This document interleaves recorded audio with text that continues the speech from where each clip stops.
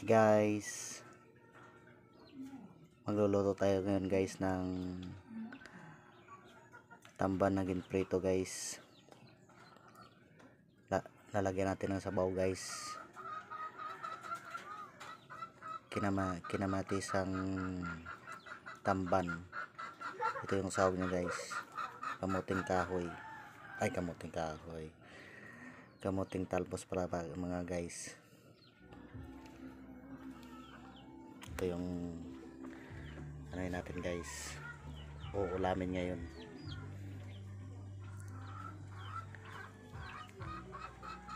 Maganda yung may kamatis, medyo masim konti.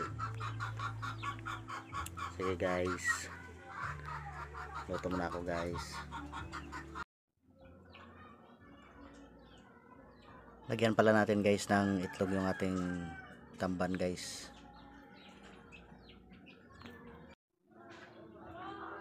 Guys, luto na ang ating tamban guys na kinamatisan guys. Ito na siya guys, yung finish. Okay guys, kain muna ako guys.